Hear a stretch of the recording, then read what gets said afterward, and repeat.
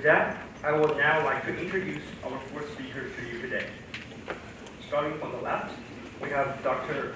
Po-Fong Han. Dr. Han is a professor at Johns Hopkins Sociology Department and the School of Advanced International Studies. He specializes in the study of global political economy, protest, nation-state, social theory, and East Asian studies. Next, we have Dr. Giovanna Dore.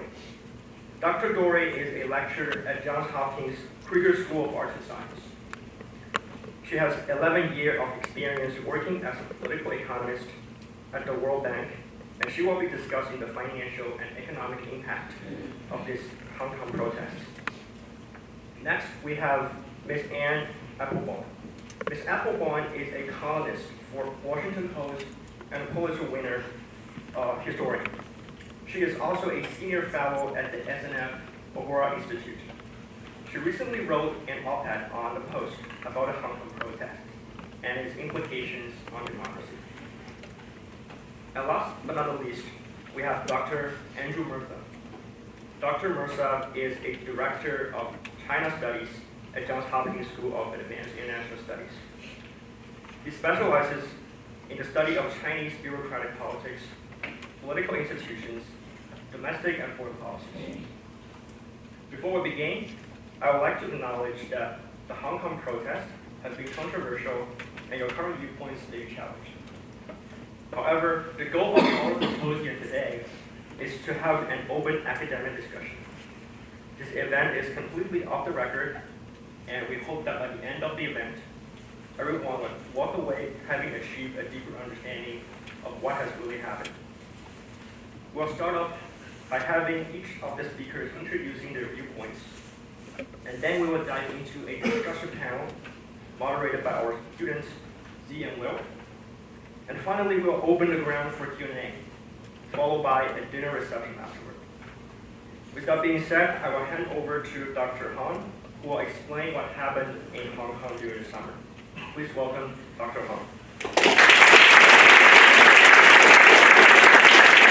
Thank you, GCC, for organizing this terrific event and inviting me to be part of it. And I look forward to the exchange with fellow panelists and you. And actually, I was told that I only have 8 minutes, so I try to be brief and so make room for discussion. Actually, I research on China and China relations with the world, but pay attention to what has been happening in Hong Kong and things like that. And this summer, actually, as you know, that the whole protest started off with June 9th, big millions peaceful demonstration, and then followed by June 12th, there's a confrontation and the clash between the protesters and the police when they tried to push forward the extradition bill. And then the weekend before the June 9th big protest, I was in Hong Kong, and interestingly, I was participating and giving a talk to a kind of a closed-door private forum organized by a think tank organization. It's a bipartisan in the Hong Kong context that is organized by scholars that are affiliated with the Democratic Party of Hong Kong, and also some scholars are affiliated with the Real People's Party, that is the Virginia Youth Establishment Party. So I was invited there to talk about this U.S. Hong Kong policy, and the audience is consuls from different consulates from different countries, and the U.S. consulates there have somebody there, and the British are there, Taiwan and Singapore and Japan and many other countries, and also the Russians are even there. They told me that when they organized those events, the Russians rarely come. At that time, the Russians came. And I didn't say anything, just kept talking. This is another thing that because the Russian has an increasing presence in Hong Kong nowadays, and nobody realized that there's this kind of a visa-free visit arrangement between the Russians and Hong Kong passport holder nowadays, because Russia is using Hong Kong as a financial center to escape some of the sanctions, international sanctions. It's another story. But at that time, people were asking me about extradition bill, what do you expect, what do you predict about protests and things like that. At that time, my prediction is that it's going to be a big peaceful protest that Hong Kong has been used to over these few years, and after the protest, the government will still pass the bill and it will be passed. So it is my prediction. Fortunately or unfortunately, I'm wrong that the bill was suspended and now it's totally shelved. And the protest is continuing, and they are planning a huge protest again in the upcoming Sunday. So there's a lot of explanation to do in hindsight, why it gets so big and so long, and define everybody's expectation and the militancy that Hong Kong people are used to be known as very peaceful, and like in 2014 when they have the umbrella movement, that many people say, oh, we are so proud that we have like million people on the street and not one single piece of glass is shattered. So it is our Hong Kong way. But this time again, you see a lot of escalation of militancy and violence on the part of the police and on the part of the protesters. So it is really defying expectation and prediction. And so we need to ask why. And even the protest is continuing after the government has shelved the whole extradition bill that actually triggered the whole thing. So I have 2 points, quick 2 points. One point is that actually it is not an isolated event or protest just about the extradition bill. That the grievances, particularly among the young people, have been simmering and has been accumulating for a long time ever since the end of the umbrella movement in 2014. As you know, that as a background, that 2014 there was National People's Congress Standing Committee decision in the August 31st about the arrangement of Hong Kong universal suffrage. According to that decision, that Hong Kong will eventually have the universal suffrage of the chief executive, but the nomination process will be tightly controlled by the Communist Party and Beijing allies. And many people think that it's a violation of Beijing promise that Hong Kong will have a fair and free election of its leaders, dating back to the Sino-British Joint Declaration in 1984 and also basic law. So many Hong Kong people feel betrayed and cheated upon, and so a lot of people occupied some busier streets in the streets and demand genuine universal suffrage, a lot of fake ones, that the nomination process controlled by Beijing. And then it lasts for about 3 months or more, and so 79 days, not exactly 3 months. And then it ends peacefully. And then, but after that, 2014, then the Hong Kong government, and many people believe that Beijing behind it, has been doing a lot of things that is cracking down on civil society and freedom of speech of Hong Kong. For example, there's a lot of disqualification of candidates in the legislative council election, particularly the young radical, somebody who wanted to run for the legislative council. They were disqualified, and it never happened before. And then some of them were elected in office with a very large number of votes, and they was disqualified after they sworn in. Sometimes with some ridiculous reason. For example, they're talking about this Facebook post over a few years ago, that this post showed that you have a tendency to support Hong Kong independence, that kind of thing. So they disqualified a lot of these kind of popular young politicians. And this disqualification is very unprecedented, and also it alienated young people from the political process, because why the 2014 Occupy end peacefully? Because many people expect that it will end peacefully. There's no bloodshed, no tenement, so we can go back and wait for 2016 to vote our candidates into the Legislative Council and through this channel and to change things through the political process. But this disqualification that systematically targeting the young politicians, popular among young people, is also a disqualification of a large number of young voters. They feel it is enfranchised. So it's one part of the big grievances coming from this disqualification. And also the Hong Kong government starts to be aggressive. They start to kick out foreign journalists, like the Financial Times editor, and the alleged crime that he did is actually nothing. It's just like in the Foreign Corresponding Club in Hong Kong, that there's a forum that they invite a pro-Hong Kong independence president to give a speech, and that Financial Times journalist is just a moderator of that talk, and then he didn't express any opinion himself, and later on that his visa was revoked, and he had to leave Hong Kong, and of course all this cross-border kidnapping of bookseller and things like that. So it's all this kind of thing, and also imprisonment of a lot of organizers of Occupy, and many of them, actually one of them is my former mentor in China's University of Hong Kong, Kim Man Chen. He just graduated from Yale when I was an undergraduate there, and he teaches the course of social movement.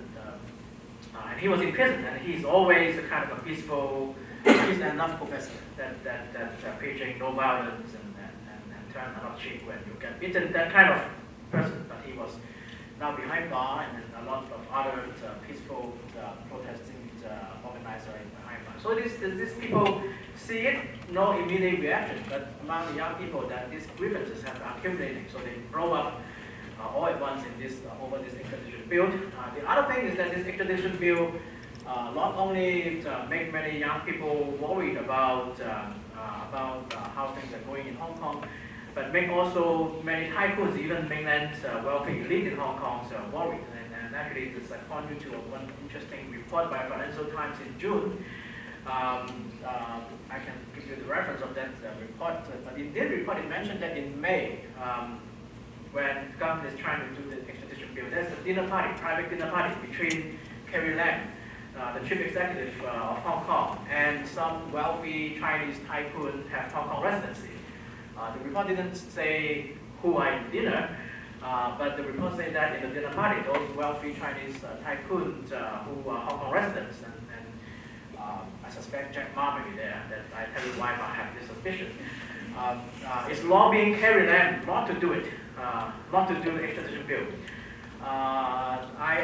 It's unfounded that Jack Ma is involved, but you look at South China Morning Post coverage of the protest, you'll be very puzzled, because Jack Ma acquired the South China Morning Post a few years ago, and after that, people are criticizing South China Morning Post is becoming a China Daily, that it become kind of most people in Beijing, and in June 4th, there's some censoring and things like that. There's accusation. So the perception is that South China Morning Post, after Jack Ma acquired, become very conservative and more like China Daily. But in this protest, that you look at the SCMP, the coverage of the protest is very pro-protesters. And every once in a while, there's a feature story of this kind of militant youngsters that portrays a hero and that kind of thing. So you see that, and also of course, and mainland Chinese media is attacking Li Ka-shing now, that saying that he might be, and some social media things saying that he might be the black hand behind the protests, but I don't believe in this conspiracy theory, but they might have a bit of a point, because in 2014, all these tycoons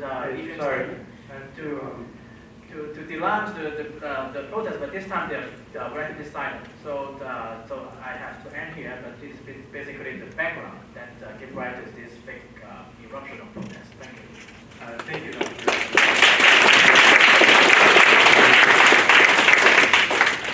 So next we have Professor Dora, who will give us a debrief on the economic consequences of these protests with Wilcomer. Thank you. Well, the four of us probably have a relatively easy task, because it's more or less black and white. The way in which we want to organize this is going to give you a little bit of an idea of what is the relevance of Hong Kong for the Chinese economy, and then go into what are the short-term impact and what are the likely long-term ones, even if it's very difficult to actually nail down those ones. It's very interesting that most media has been sort of like telling, as the protests in Hong Kong grew in numbers and also in violence, that will have an absolute negative effect onto the future of Hong Kong in terms of a stable financial international hub. And also another recurrent line has been that because of China's fast-paced growth over the past 15 years, Hong Kong has been steady decline in relevance. In fact, Hong Kong's sort of like GDP is actually 1/6 of what it used to be in 1997. This may be all true, but in my view is absolutely simplistic and doesn't necessarily understand the fact that Hong Kong relevance for China is disproportionate to this size and contribution to its GDP. Hong Kong is China's financial firewall, and it's also China's sort of like getaway to international finance. It's important to consider that Hong Kong, through the formula that is one country, two systems, enjoys financial freedoms and a completely market economy and free capital account that China does not have.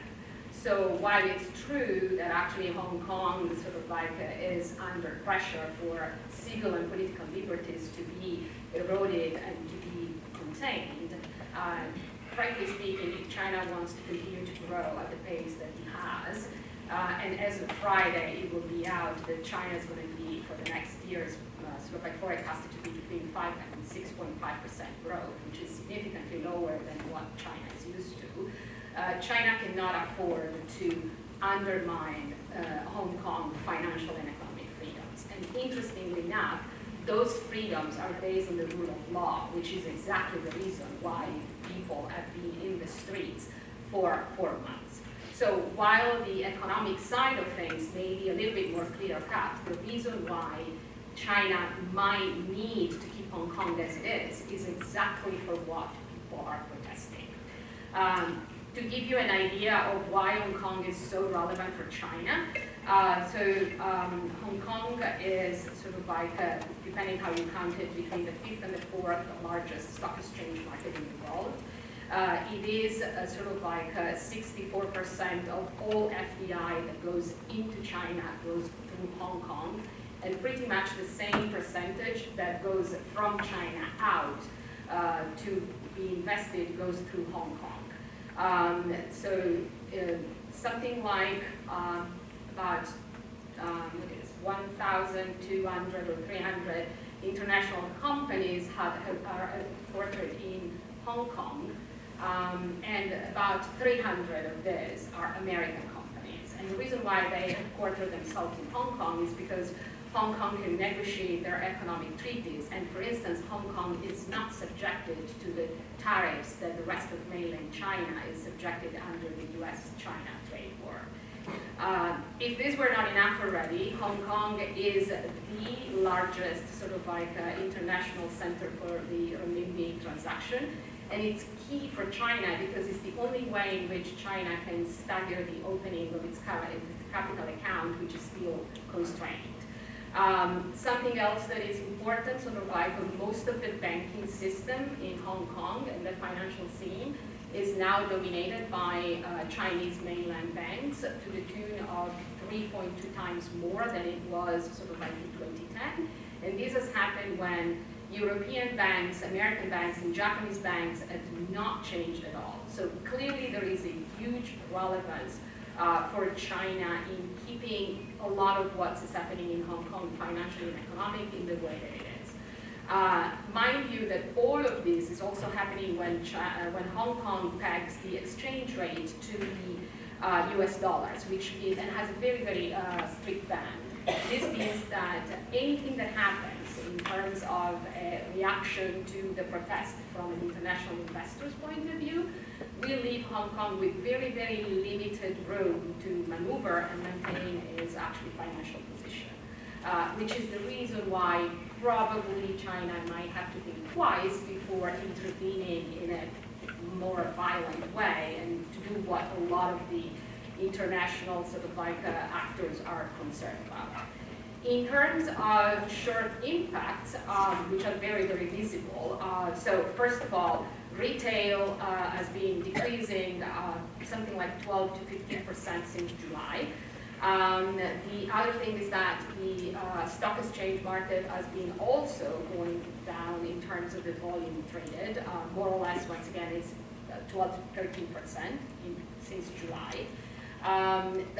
Tourism has been significantly damaged.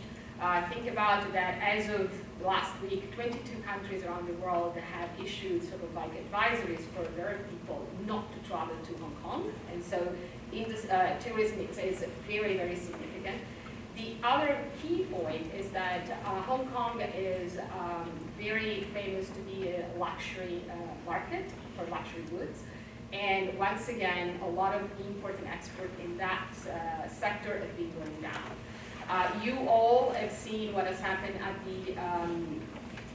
with the airport and the occupation of the airport, and just think in terms that the Hong Kong airport provides 5% of the GDP of Hong Kong. So blocking the airport for more than one day, it's an issue, but at the same time, it's similar to what happens for all other types of transportation within the Hong Kong territory. In terms of the long-term sort of like impacts, There are two that are very, very key for Hong Kong. One is actually the housing and sort of like a housing market, which is key, once again, in terms of property from Hong Kong. And if things don't change, it's going to sort of like be significantly affected. The second one is the relationship between many of the Chinese companies headquartered in Hong Kong that have to walk a very fine line between what they would like to do and what China is asking them to do. Thank you.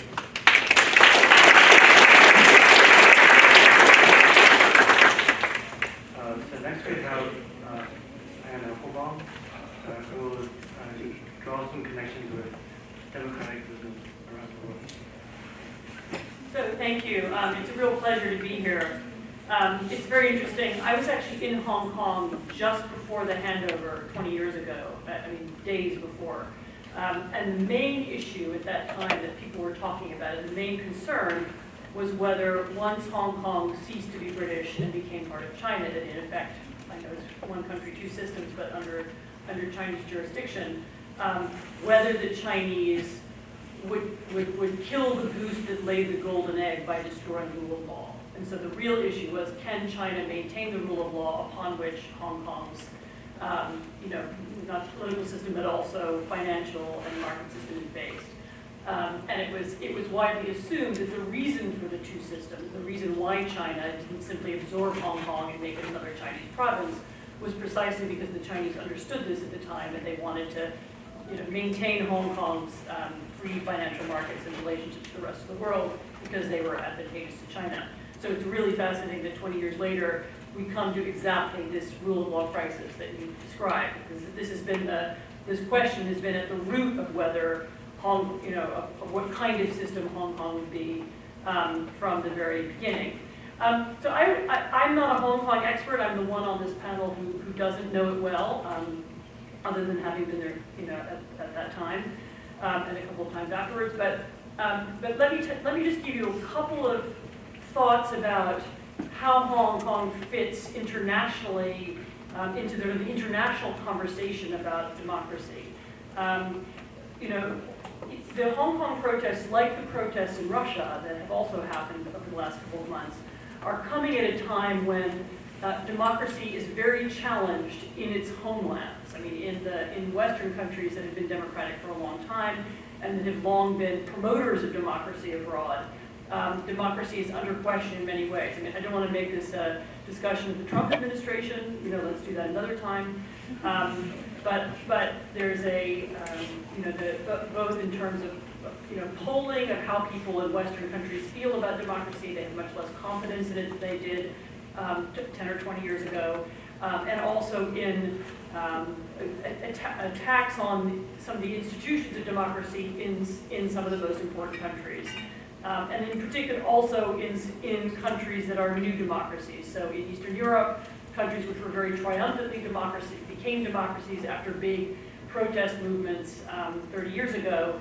In a couple of those countries, democracy and the rule of law and the independence of courts is under attack. And so the conversation in the West about democracy is negative, and just at this moment, it's fascinating that in both Hong Kong and Russia, which are autocracies, I mean, Hong Kong is an odd hybrid, but China and Russia are autocracies. You have these extraordinarily creative and unusual movements coming to the fore. What's interesting to me is that what you're facing in Hong Kong is something that will all eventually face, which is a new level of propaganda and new kinds of social control. And the question is whether, in a world where the government can have face recognition cameras everywhere and where all of your social media interactions can be monitored and tracked, whether you can even have a protest movement that can be successful or that can have any autonomy. And I'm sure there are people in the audience who understand better than I do, been following more carefully, the kinds of tactics that the Hong Kong protesters have used. But believe me, people around the world in lots of different kinds of countries that have nothing to do with Hong Kong are watching them very carefully because everybody understands that in this new atmosphere, there are going to have to be new ways of protest, whether it's leaderless protests, whether it's appearing one day in the airport and another day in a different part of town. Everybody understands now that the idea that you can occupy a part of the city and just sit there and wait for something to happen isn't going to work anymore. That was what we learned in 2014. So these new methods and tactics are being watched carefully as something. The other thing that's new in Hong Kong and also Russia is that these are protests that are now taking place against not just new kinds of propaganda, but also against kleptocratic political systems in which the difference between politics and money is very hard to track, and in which the loyalties of different actors, can be shifted possibly by, through financial interactions. So these are kleptocratic political systems in which, linked groups of families control. It's not just an old-fashioned authoritarianism where, nothing functions all that well, and the system is held together through violence. This is a new kind of authoritarianism where the system is held together both through propaganda and also through systems of financial through financial power of a kind that the Soviet Union, for example, never had.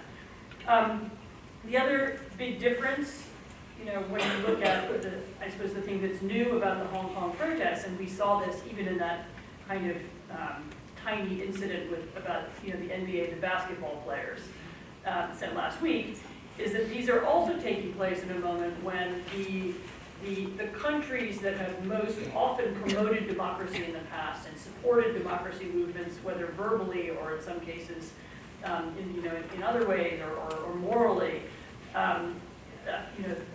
those are often the countries that are most closely economically tied to China, and mainly we're talking about the United States, which whereas once upon a time you can imagine a U.S. looking at a democracy protest in an autocracy and automatically taking the side of the protesters, we're now in a more complicated world where people's loyalties are mixed, and that has changed. I'll finish by saying that we're all looking at this.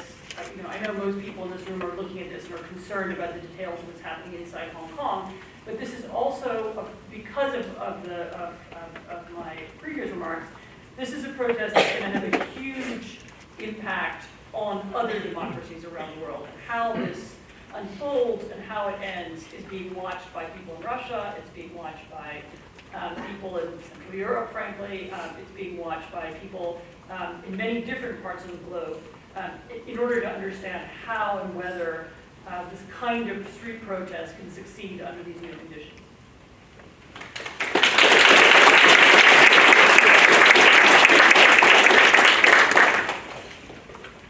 Thank you, Ms. Applebaum.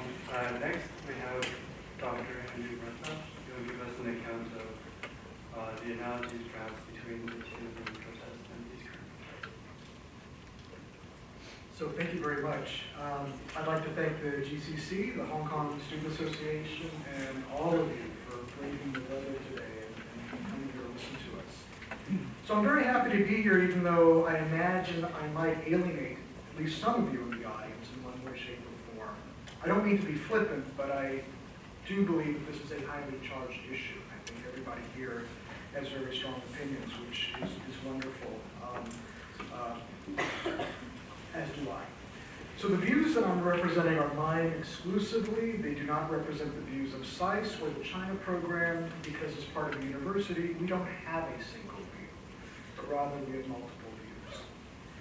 And I'm here to provide my personal assessment, but I should indicate what my biases, or as we say in political science, my priors are. So first, I am a strong advocate for engagement with China. And I believe such engagement is important not only when things are going well, but when things are not going well, as they are right now. Second, I lived in Hong Kong from 1992 to 1994. And I will readily admit that I've never lived in, nor will I likely ever again live in a place I loved as much as I loved living in Hong Kong. In fact, one of the few Cantonese phrases I can say is my address, which is San Pun Dai San Gai. Third, I lived in China during the June 4th, 1989 crackdown, and my views are shaped in part by what came before and what came after. I'm not going to say much here during my remarks, but I'm happy to leave those into any questions that you might have. Fourth, I believe that from the post-Second World War period onward, the Hong Kong people have been denied their right of self-determination because of the special status of a colony or the special administrative region, whether under the control of Great Britain or of China. This is a fact, and it reminds me of when somebody, I think it was a U.S. congressman that went to Vietnam. He had fought as a soldier in the Vietnam War, and went to Vietnam decades later. He met with a Vietnamese general, and the congressman told the Vietnamese general that the Americans, we won every single battle. And the Vietnamese general said, yes, that's true. It is also irrelevant. And so, as much as I don't like to say this, this is a fact. In the realm of great power politics, past and present, the unfairness by which Hong Kong has been treated is largely irrelevant. Finally, my remarks are not intended to simply win an argument, nor are they meant to curry favor with anyone. And they are not intended to scratch an intellectual, partisan, or nationalistic itch. They are to help, hopefully, contribute to the least bad outcome, given where and how we've come to today. So I have 7 comments. They're short, and hopefully they'll provide the basis for some of the discussion. And I'm going to touch upon some of the things that my colleagues here have already said. I believe the present crisis was created by Beijing because China sought to explore weaknesses in the one country, two systems formula and to gain additional leverage over the SAR. The extradition law was the particular instrument in this attempt. But as Professor Hong has said, there were other issues simmering for some time. This is not the first time this has happened. Second, the Hong Kong government was put in an impossible position, but it still handled it worse than it might otherwise have. Through tone deafness and inaction, as well as the mishandling of its own police force. 3. As Ms. Applebaum has said, the protests are an absolutely fascinating example of a new type of leaderless movement, which demonstrated, counterintuitively, that social media could indeed be used for good, which was one of the kind of initial expectations during the Arab Spring. It is also extraordinarily innovative. Professor Dory mentioned the airport. What was fascinating about the Hong Kong protests is that they took over the airport for one day, and then after the second day, when the publicity became negative, they stopped occupying it. And in doing so, they basically said, or demonstrated, we can